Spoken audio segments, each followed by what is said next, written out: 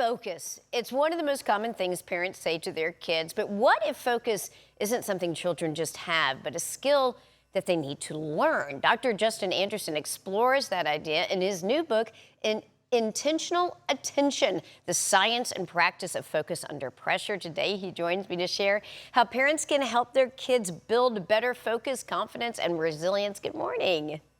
Hey, good morning, Paige. This is a topic that I am really psyched to dive into, but I want to start with your new book, Intentional Attention. What inspired you to write it? Yeah, the number one reason why I wrote it is because over the last 20 years in working in pro sports and as a sports psychologist, really with athletes at all levels, a lot of parents were asking, what's the number one skill I should be teaching my young son or daughter? And the number one mental skill that we are learning and working with athletes from the highest level, NFL quarterbacks, major league all stars, is attention.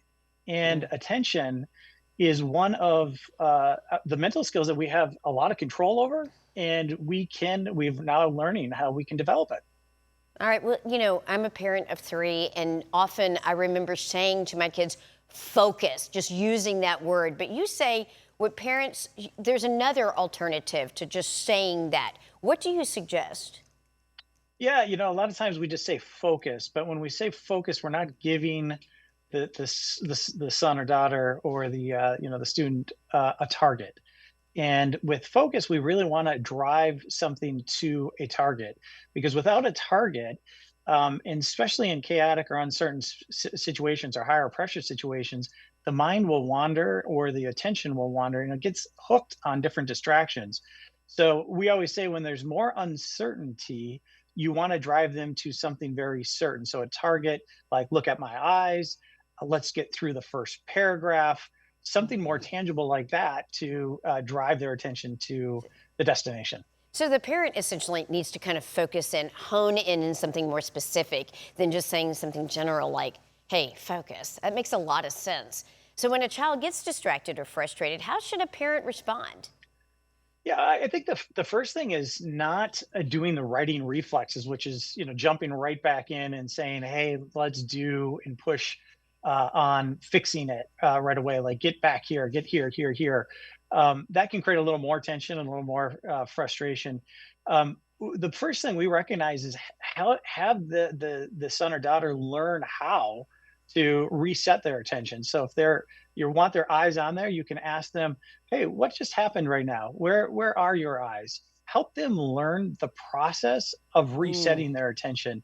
That's the skill that we're losing a little bit, and we want to build more agency for our children. Is the skill of learning how to re-engage and get our attention back to where we want. So, ask them where it went, perhaps why it went there, and then where do they want to get it back to. Is that referring to your three-step method? Because I want to hear about the three-step method and how parents can use it with their kids. Yeah, the three-step method is one of the tools that we use with NFL quarterbacks, quite honestly. And I call it the triple A model, but it's awareness, which is noticing it, it's accepting, which is naming where our attention went, and then it's action. Where do I Hmm. want to redirect my attention? So be aware of where my attention went, accept or name where it just did, and then get it back to what you wanted to. I like, okay, awareness, acceptance, and action. I mean, that can apply. That's great information for me, Yeah. for everybody to really think about, because the truth is, our lives are chaotic. Things are kind of crazy. And it's a great skill set that we can help empower our children with. But at the same time, it's a great opportunity for us to kind of think about those three easy tips for making our lives more focused. So also, could overscheduling be making it harder for kids to focus? Yeah, we're finding that to be the case. It's actually, we're trying to get our kids to do so many things, which is an awesome, experience for so many. But it also can limit the ability for kids to learn the skill of what we call unstructured play, which is not getting with so much structure.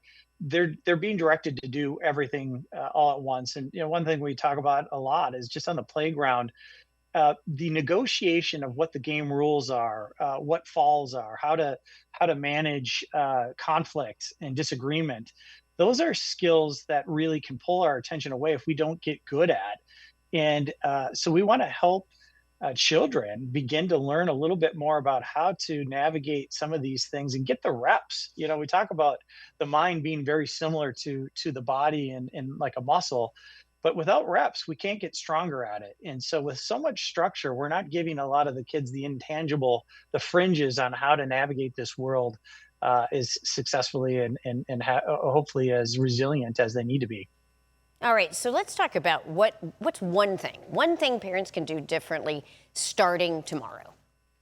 Yeah, I think the one thing that I would recommend is start to set the intention with your kid. Mm, So, and the way we describe intention is different than goals. Goals are outcomes, like what do you want to have happen today? Intention is how do I want to show up? It's the how. So when I'm going into something challenging, um, could be first day of school, could be how do I want to be and how do I want to act? How do I want to behave? Or perhaps what do I want to focus on while I'm there? That preparation helps the mind get ready to set its attention towards whatever we're setting the intention on, which is all right. why we call the book Intentional Attention. I love it. So you're really considering intention. Tell us really quickly where we can get the book and how we can learn more. Intentionalattention.com, or you can get it on Amazon, Barnes and Noble, all the major bookstores. Great information. Thank you so much for joining us. We appreciate it. Thanks, Paige.